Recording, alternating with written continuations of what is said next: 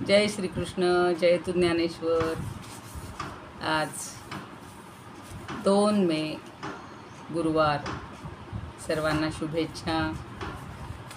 अलंकापुरी पुण्यभूमी पवित्र, तिथे नांदतो ज्ञानराजा सुपात्र। तया आठविता महापुण्यराशी, नमस्कार साष्टांग श्री ज्ञानेश्वरासी। माता यस्य तपस्विनी च जनको, वैराग्य रागान्वित भ्रातारो गुरुणा निवृत्तिसहिता निर्वृत्तिकाः संस्थिताः। इत्थं साधु कृपान्वितं स्वयमहो ज्ञानामृतेनावृतं। वन्दे तं करुणाकरं प्रभुवरं श्रीसंत ज्ञानेश्वरं। श्रीसंत ज्ञानेश्वरं। ज्ञानेश्वर महाराज की जय। पंढरीनाथ भगवान की जय। काल आपण 364 पर्यंत ओव्या घेतल्या होत्या। सुरुवातीला 62 पर्यंतच झाल्या होत्या आणि नंतर वेळ होता म्हणून आपण 2 ओव्या घेतल्यात, पण पुन्हा त्या घेते। सुंदर अशी उदाहरणं देत आहेत ज्ञानदेव की सूर्याच्या प्रकाशाचा हेतू सूर्यच असतो, उसाचं कांडच उसाच्या वाढीचा हेतू असतो।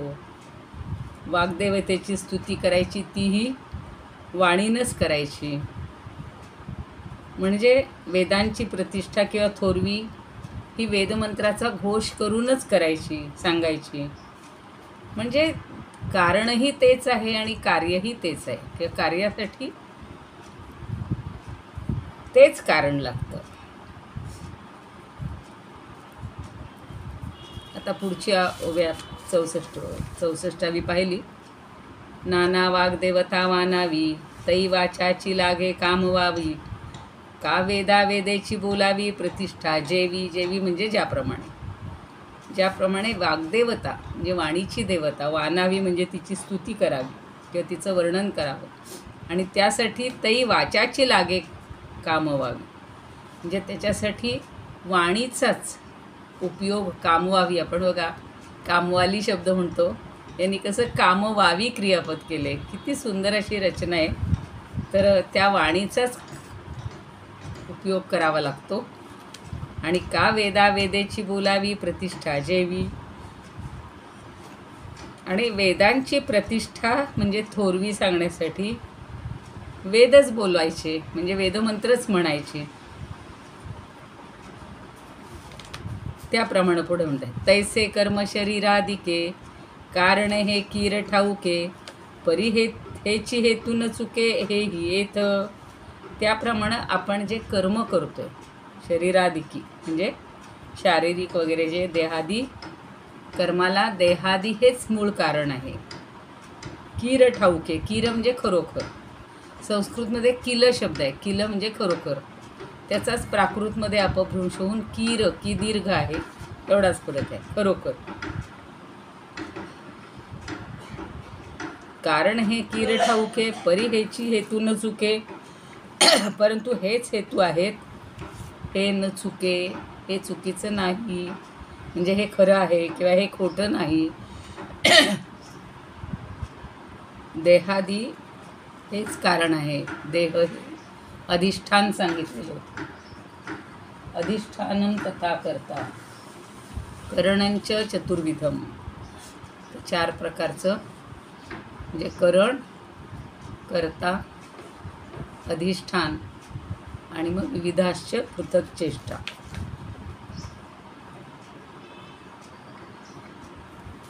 आता ही जी कारणं सांगितलेली आहेत आणि देहादिकी कारणी देहादी हेतू मिळणी, होय जया उभारणी कर्म जाता। पुन्हा तेच सांगतायत की अगोदर जी देहादी 5 कारणांना शरीर, वाणी आणि मन या हेतूंची जोड मिळालेली आहे, होय जया उभारणी कर्म जाता, आणि ज्या सर्वच कर्मांची उत्पत्ती या तिघांमुळे होते। पुन्हा शरीरही पाहिजे, वाणीही पाहिजे आणि मनही पाहिजे, त्या तिघांच्या समुच्चयातून कुठलंही कर्म होत असते। त्यांनी आधी सगळं सांगितलं होतं की ते मनामध्ये येतं, मग त्याच्यातनं संकल्प होतो, मग ते प्रत्यक्ष कर्म केलं जातं. आता पुन्हा अजून काही उदाहरणं देतात बघा. ते शास्त्रार्थे मानिले या, मार्गा अनुसरे धनंजया, तरी न्याय तो न्याया हेतू होय. आता शास्त्रार्थे मानिले या म्हणजे शास्त्रार्थानं जे मान्य केले, म्हणजेच ती कर्म शास्त्रांनी सांगितलेल्या मार्गाला अनुसरून असतील. मार्गा अनुसरे धनंजया, तरी न्याय तो न्याया हेतू होय. तरी तो न्याय्य मार्गच हा कर्माचा हेतू आहे. न्याय्य मार्ग का म्हणलं बघा, अन्यायानं केलेला तो अन्याय्य मार्ग, पण शास्त्रानुसार केलेला जो मार्ग असेल, अनुसरलेला मार्ग असेल, तो न्याय्य मार्ग. सकाळी जसं सांगितलं की चोरी करणं हा अन्याय्य मार्ग आहे, दुसऱ्याला त्रास देणं, पीडा हा अन्याय्य मार्ग आहे. आणि म्हणून न्याय्य मार्गाने जे कर्म केलं जातं, तर तो न्याय्य मार्गच कर्माचा हेतू आहे. नाही तर ते अन्याय्य मार्गसुद्धा लोकांना वाटेल की तोही कर्माचा मार्ग आहे, म्हणल्यावर अन्यायकारक केलेलं कर्म तो मार्गसुद्धा कर्माचा हेतू होईल. पाच जे हेतू सांगितलेत, 5 जी कारणं सांगितली ती अगदी डोक्यात ठसवा. अधिष्ठानं तथा कर्ता करणंच चतुर्विधं विविधाश पृथक् चेष्टा दैवंचैवात्र पंचमम्.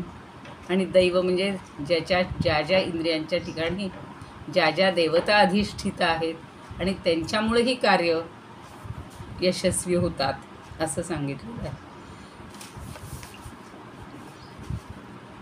जैसा पर्जन्योदकाचा लोटू, विपाये धरी साळीचा पाटू, तरी जिरे परी अचाटू उपयोगू आधी. आता एक उदाहरण देतात की जैसा ज्याप्रमाणे पर्जन्योदकाचा लोटू, पर्जन्य म्हणजे पाऊस, आणि त्या पावसाचं जे पाणी आहे उदक, त्याचा लोटू म्हणजे लोंढा आला, लोंढा किंवा मोठा प्रवाह पाण्यातनं वाहू लागला तर काय होतं, विपाये धरी साळीचा पाटू. तर मग साळीचं जेव्हा पीक असतं तर ते साळीचं पीक हे तरारून येईल. तरी जिरे परी अचाटू उपयोगू आथी, म्हणजे काय होतं की पावसाच्या पाण्याचा शेतीला उपयोग होईल आणि पिकं आपोआप तरारून येतील, किंवा शेतात अपरिमित पीक येईल. शेती ही आपल्या भारतातली तर सगळी निसर्गावर आणि पावसावरच अवलंबून आहे, म्हणून तर म्हणायचे ना की सगळं त्या पावसावर आहे. आता सगळ्या सुधारणा निघाल्या, पाणी अडवा, पाणी जिरवा वेगवेगळ्या ठिकाणी, किंवा शेततळी केली लोकांनी. नाहीतर पाऊस जेवढा पडेल तेवढ्यावरच जर शेती यायची म्हटलं तर ज्या भागात पाऊस येतच नाही तिथे काय. आता आमचा भागसुद्धा पर्जन्य छायेचा प्रदेश आहे, भरपूर पाणी सगळीकडे म्हणजे त्या भंडारदऱ्याला पाणी कोसळत असतं, पण इकडे 60 मैलावर फक्त ढग असतात, 4 महिने ढग, त्यातले 4 दिवस 10 दिवस फक्त पाऊस पडणार, बाकी काहीच नाही. पण जेव्हाही असा पावसाचा लोंढा येतो, जास्त पाणी छान येतं, आणि त्यावेळेला साळीला तर खूप पाणी लागतं ना, अगदी गुडघा म्हणजे, म्हणून मागे मी ते म्हणलं होतं गाणं, मला आठवतं, गुडघा चिखलात पाय रोविले हो पाय रोविले, एक एक भाताचे रोप लाविले हो रोप लाविले. म्हणजे अगदी आधी ती रोपं तयार करायची, मग ती सगळी काढून घ्यायची, भरपूर गुडघाभर चिखलात तो अगदी हे करायचा, राडा करायचा, मग एक एक रोप लावायचं, तेव्हा हे साळीचं पीक छान येतं. किंवा सांगतायत, किंवा कारोशे निघाले अवचटे, पडिले द्वारकेची वाटे, ते शिणे परी सुनाटे नवचती पदे. किंवा एखादा मनुष्य रागाच्या भरात रोषे म्हणलेला आहे, रोषे निघाले अवचटे. कधी कधी माणसाशी चिडून निघतात, तिरमिरीनं निघतात, चाललो मी, घर सोडून चाललो, नको मला तुमच्याबरोबर राहायला वगैरे. तर तसं त्यांनी म्हणले, रोषे निघाला अवचटे, अवचटे म्हणजे अचानक, आणि पडिले द्वारकेची वाटे. आणि तो कुठं गेलाय? चुकून तो अवचितपणे द्वारकेच्या वाटेला निघाला. तरीसुद्धा त्याला ते शिणे परी सुनाटे, तरीसुद्धा त्याला खूप क्षीण झाला, दमणूक झाली. म्हणून न वचती पदे, पण त्याची जी पावलं आहेत, दमणूक झाली तरी पडलेली जी पावलं आहेत ती व्यर्थ जात नाहीत. म्हणजे चुकून का होईना द्वारका हे एक उदाहरण दिलं की भगवंताचं अगदी ठिकाण आहे, तर द्वारकाधीशच म्हणलं जातं.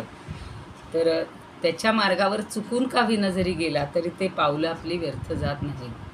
जसं रागारागाने एखाद्या आपण कुठल्याही तीर्थक्षेत्री गेलो तरी तो जो क्षीण झाला तरी तो व्यर्थ जात नाही.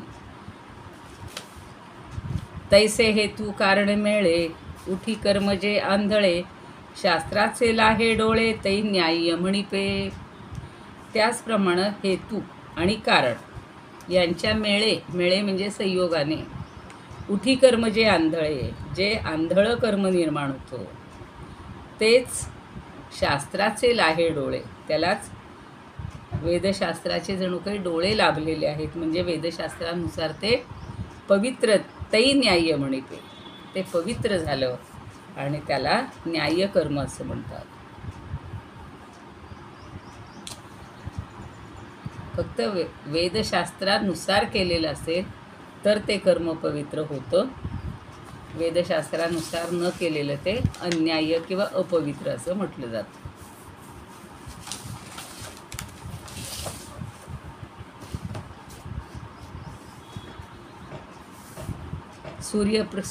सूर्यप्रकाशासी सूर्याची कारण, आणि हे तू जाण सूर्याची तो, किंवा वाग्देवीचे कराया वर्णन, वाचाची कारण होय जैसी.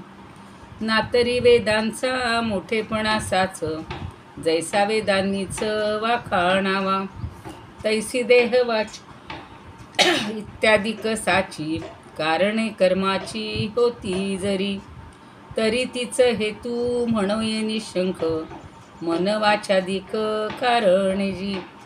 कारण आहे तुंची होताची मिळणी, होय उभारणी कर्माची ज्या, कर्म ते यथोक्त होता धनंजया, न्यायची ते न्याया हेतू होय.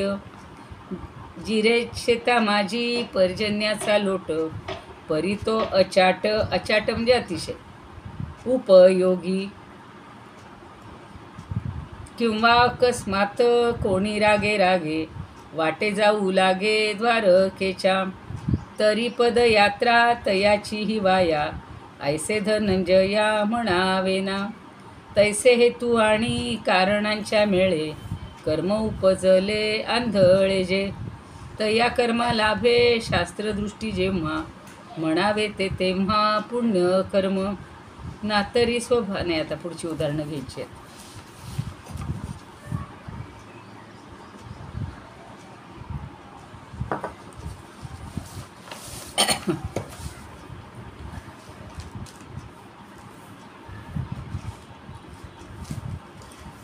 ना दूध वाढिता ठावो पावे, तव तोनी जाय स्वभावे, तोही वेचू परी नव्हे वेचिले जे. हे तर पुढची तर उदाहरणं इतकी सुंदर दिलेली आहेत ना की व्यवहारातल्या त्या उदाहरणातनं आपल्या डोक्यात पक्का विषय बसतो. ना दूध वाढिता ठावो पावे. आता बघा, अग्नीवर जेव्हा आपण दूध ठेवतो त्यावेळेला काय होतं, ते तापल्यावर उतू जातं, आणि ते तव उतोनी जाय स्वभावे, जास्त उष्णता मिळाली की ते वर उतू जातं. आणि मग तोही वेचू परी नव्हे वेचिले ते. पण आता ते उतू गेलेलं जे दूध आहे त्याचा वे जो आहे तो योग्य कारणासाठी झाला असं होतं का? नाही.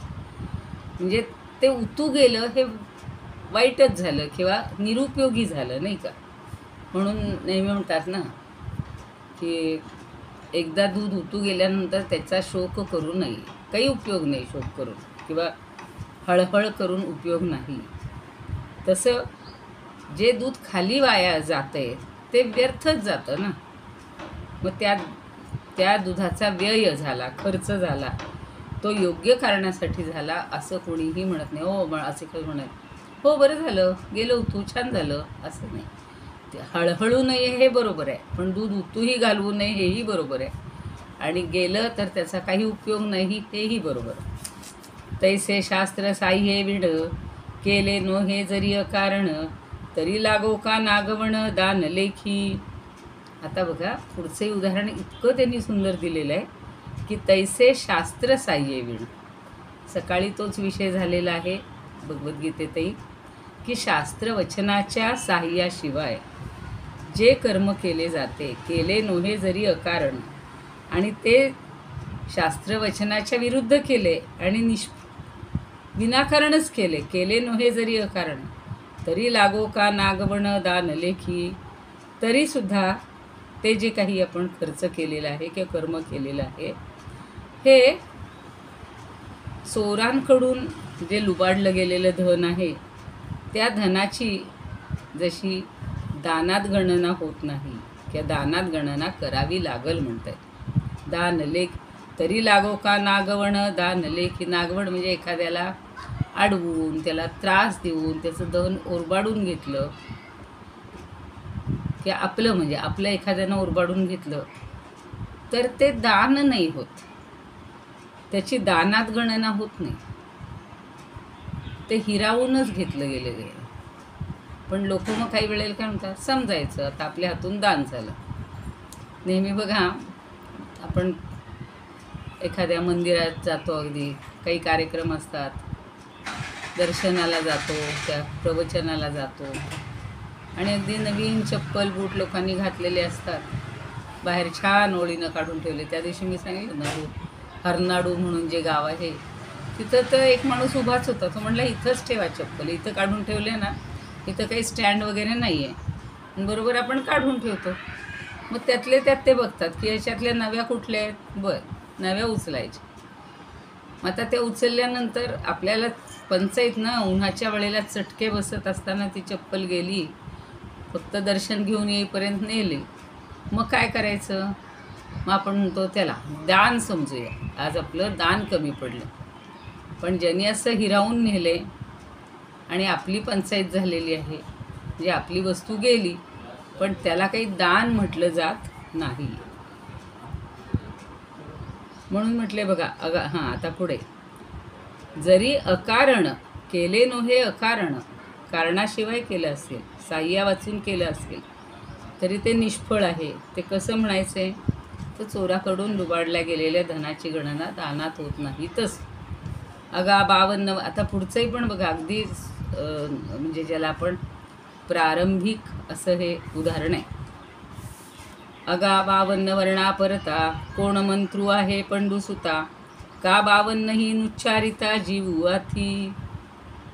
आता 52 आपले वर्णाक्षर आहेत की नाही मूळ, म्हणजे 52 वर्णांच्या पलीकडे तुमचं काही नाही जात.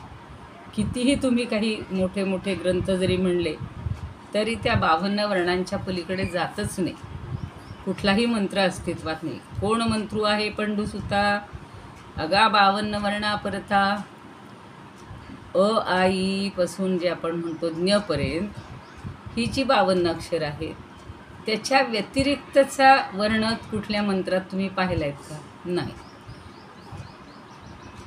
का 52 ही नुच्चारिता जीव अथी, आणि हे 52 वर्णाचा उपचार करणार नाही असा कोणी एखादा व्यवहारी जगात जीव आहे का. आता मोरोपंथ म्हणून तुम्हाला माहिती आहेत, चांगले कवी आहेत. आर्या विशेषतः म्हणजे तशीच आर्या मोरोपंतांची अशी त्यांची ख्याती होती. तर त्यांनी 108 रामायणं लिहिली होती. किती, 108. आणि इथं जे म्हणले ना की ह्या 52 वर्णाशिवाय तुम्ही उच्चार कशाचाच करू शकत नाहीत, म्हणजे दुसरे कुठले वर्ण नाहीच आहेत अस्तित्वात. तर त्यांनी एक रामायण असं लिहिलं होतं, निरोष्ठ रामायण. निरोष्ठ म्हणजे काय, तर आपण ओठांनी जी 5 अक्षरं म्हणतो, प, फ, ब, भ आणि म. बघा तेवढ्याच अक्षरांचा उपयोग असलेलं रामायण, सगळं जे त्यांनी काही रचले असतील ओव्या किंवा जे, ते फक्त हे प फ ब भ म एवढ्या 5 अक्षरांच्याच रचल्या. पण ह्या 52 पैकी एकही अक्षर न घेता असा कोणी अजून भेटलेला नाही. असा रचयिता किंवा असा कवी होऊच शकत नाही. तसा एक माघ नावाचा कवी आहे, त्यांनी फक्त एवढंच अक्षर किती वेळा तरी म्हटलेलं आहे आणि त्या नुनचे अर्थ वेगवेगळे दिलेले. पण म्हणजे एक अक्षर तरी त्याला घ्यावंच लागले. आपण कधी कधी अशी हास्यामध्ये नुसतं हा हा हा हा म्हणजे आपला आनंद व्यक्त करण्यासाठी हे अक्षर तरी आपल्याला घ्यावंच लागतं. किंवा चुक वाईट झालं की म्हणजे तिथे च च च च च चुक चुक चुक चुक चुक चुक असं आपल्या तोंडून जातं. याचाच अर्थ असा आहे की कुठल्याही एकाही वर्णाचा उपयोग न करता तुम्ही कुठलंही वर्णन किंवा कुठलाही मंत्र किंवा कुठलंही काव्य, कुठलंही वाचन, कुठलंही भाषण होऊच शकणार नाही. परिमंत्राची कडसणी जवळनेणी जे आता पुढं म्हणतायत बघा. परिमंत्रांची मंत्राची कडसणी जवनेणी जे कोदंड पाणी, तव उच्चार फळवाणी न पवे जेवी. त्याप्रमाणे सर्वश्रेष्ठ धनुर्धर असलेला कोदंड पाणी, कोदंड हे रामाच्या धनुष्याचं नाव आहे बरं का. आणि पाणी म्हणजे हातात, म्हणजे ज्याच्या हातात धनुष्य आहे तो कोदंड पाणी. तर हा धनुर्धर असलेला जो आहे, जोपर्यंत तो काय करतो, तव उच्चार फळवाणी. तर जोपर्यंत एखाद्या मंत्राचा उच्चार कसा करावा हे न पवे जेवी, याचं ज्ञान जेव्हा होत नाही तोपर्यंत काय आहे ते पुढं अजून पुढच्या ओवीत म्हणले. तेवी कारण हेतू योगे जे बिसाट कर्म निगे, ते शास्त्राची ये न लगे कासे जव. त्याप्रमाणे कारण आणि हेतू यांच्या संयोगाने, कारण हेतू योगे म्हणजे कारण आणि हेतू यांच्या संयोगाने जे बिसाट कर्म निगे. बिसाट म्हणजे सैराट शब्द मागे एकदा आलेला होता बघा, समर्थांच्या याच्यात आलेला होता एका दासबोधाच्या समासात. तसं यांनी बिसाट शब्द वापरला. बिसाट म्हणजे सैराटच. असं जे कर्म आहे, सामान्य कर्म निर्माण होतं, ते कर्म जोपर्यंत शास्त्राची ये न लगे, ते शास्त्राच्या आधाराशिवाय होत नाही.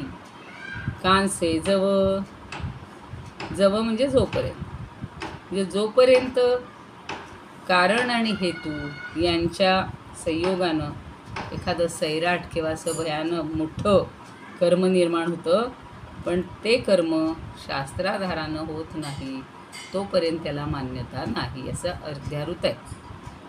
म्हणून म्हणले कर्म होतची असे तेव्हाही, परी ते होणे नव्हे काही पाही, तो अन्यायी वा अन्यायी हेतू होय. पण तोपर्यंत हातून कर्म जरी घडत असलं तरी ते कर्माचं घडणं नव्हे.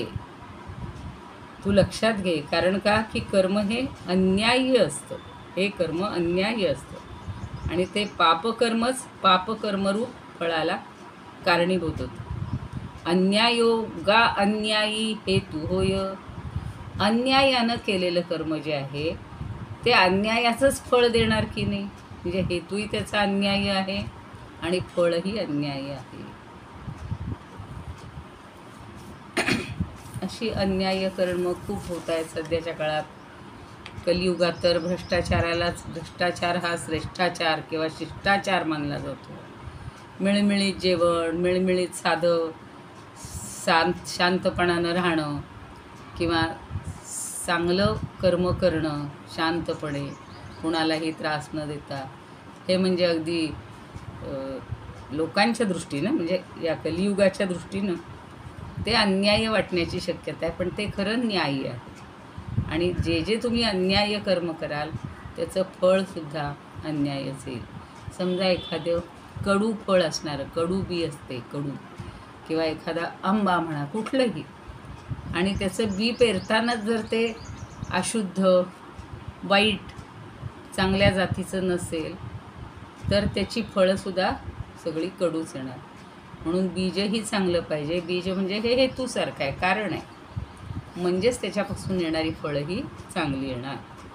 म्हणजे शास्त्रानुसार फळ आपण म्हणजे कर्म करू, त्याची फळंसुद्धा शास्त्रानुसार येतील. ती सगळ्यांनी चाखायला हरकत नाही. सहजच एकदम आठवण आली गंमत म्हणून. आंब्याचा मोसम आहे सध्या, ऋतू आहे आंब्याचा. आणि बाजारात देवगडचे हापूस आणि रत्नागिरी हापूस आणि अमोक तमोक खूप येत असतात. आपल्याला काही कळत नाही नेमका हापूस म्हणजे कसा ओळखायचा. जे तिथले राहणारे आहेत, जे तिथला व्यवसाय करणारे आहेत, तिथून काही आंबे आणणारे आहेत, त्यांना ते मिळते. मग ते काही वेळेला साधी त्याच्यातली तिकडची पण जी अगदी रायवळ आंबे असतील तेही मिसळतात आणि हे म्हणून देतात, नाही का, हापूस म्हणून देतात.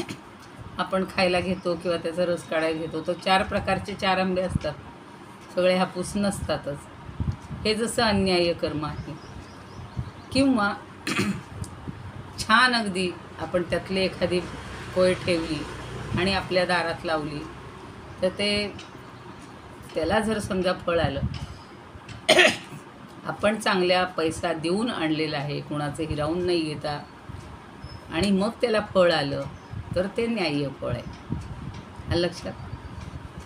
आता हे सगळी कर्माची 5 कारणं सांगितलेली आहेत. आणि आपण डोळे मिटून किंवा अगदी रोजच्या दैनंदिन जीवनात जरी पाहिलं तरी कुठलंही कर्म करताना या 5 गोष्टी लागतातच. जसं आता आपण देह हे अधिष्ठान पाहिलं होतं, पण तरी मी तुम्हाला सांगते की कधीकधी कुठलंही कर्म करायचं झालं तर त्याला अधिष्ठान पाहिजे, एक छान जागा पाहिजे, स्थान पाहिजे. त्याशिवाय ते कर्म होऊ शकत नाही. अगदी तुम्ही छोटीशी पूजा ठेवा आपल्या घरामध्ये सुद्धा. मग आपण जागा रिकामी करतो. आपल्या 2-3 खोल्यांचं घर असलं, 4 खोल्यांचं असलं. देवघर लहान असतं तसं तुलनात्मक, म्हणजे तिथं मोठी पूजा मांडता येत नाही. मग आपण आपला हॉल असतो तो स्वच्छ करतो, छान धुवून पुसून घेतो, मग आंब्याचं तोरण लावतो, फुलांच्या माळा घालतो. असं एक आपल्याकडे शास्त्रानुसार सांगितलेलं आहे. म्हणजे त्या कर्माला पावित्र्य येतं आणि मुख्य जागा मिळाली, अधिष्ठान मिळालं. बरं, आता पूजा कोणी करायची? घरात वडील असतात, मोठा मुलगा असतो, अजून काही लहान मुलं असतील. मग तिथं करता म्हणजे मग सगळे म्हणतात तुम्हीच आता मोठे आहात, तुम्हीच बस. कधी वडील म्हणतात अरे आम्ही आता आयुष्यभर केले, आता बाळा तू बस. म्हणजे तो मुलगा हा करता होतो त्या पूजेचा. अधिष्ठान मिळालं, जागा मिळाली, करता मिळाला. आता करण पूजा करायची म्हटल्यानंतर मग ते चौरंग आणा, पाट आणा, फुलं आणा, पंचामृत, जे काही सगळं लागतं साहित्य ते करण झालं. साधन हे पाहिजे ते पाहिजे. आणि विविध मग हे सगळं आणण्यासाठी ते केळीचे खुंट लागतात बघा. मग ते कोणाकडून? शेजाऱ्यांकडून आणा. हल्ली आजकाल बाजारात सगळं विकत मिळतं. पुणे, मुंबई, सातारा, कुठल्याही शहरामध्ये जो सण असेल त्याच्या वस्तू. आता बघा, पूर्वी तर अगदी इथे आम्ही बाहेर पडलो की ओळीनं कडुलिंबाची झाडं असतात. तो पाडवा म्हणलं की सगळ्यांना कडुलिंबाची फांदी लागते, गुढी उभारण्यासाठी ती गाठी लागते, फुलांची माळ लागते. आता आपल्या दारात फुलं असली तर आपण दारातल्या फुलांच्या माळा करायचो. दारातच लिंबाचं झाड असेल तर तो डहाळा घ्यायचा फुलांसह असलेला, आणि मग ते गुढीला सगळं उभं करायचं, लावायचं.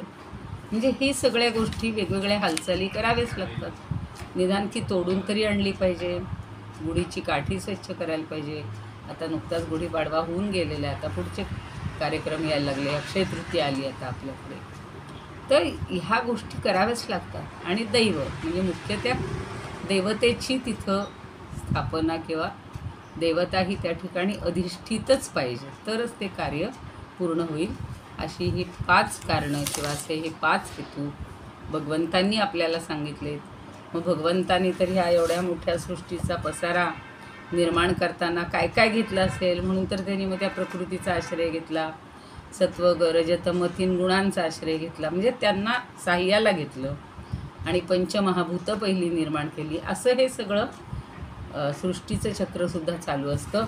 तसंच आपलं प्रत्येकाचं कुठलंही कार्य हे असं पार पडत असतं.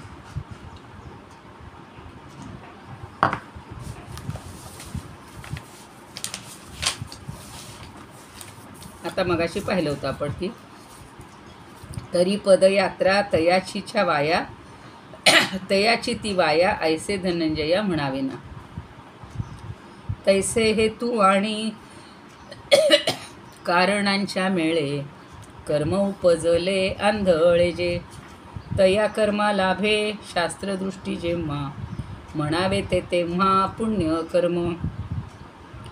नातरी स्वभावे दूध उतू गेले तरी ते वेचले वृथा जैसे. तैसे शस्त्राची या सहाय्या वाचून केले निष्कारण होय कर्म. तस्करे तस्कर म्हणजे चोर. तस्करे लुटून नेले काजे धन म्हणो येते दान ऐसे जरी. तरी कर्मासी त्या म्हणावे सफळ नातरी केवळ निष्फळ जे. नातरी 52 वर्णाविरहित पात्रा मंत्र जात असे काय. आणि राहे कोण उच्चारीला विण वर्ण ते 52 घडी घडी. परिमंत्रोच्चार फलप्राप्ती कैची नाकळे मंत्राची हातोटी जो.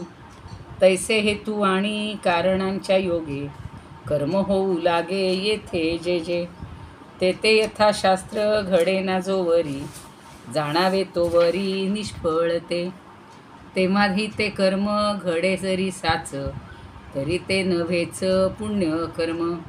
कर्म ते अन्याय ऐसे हेतू होय सर्वथा अन्याय कर्मासीच. अन्याय म्हणजे अयोग्य.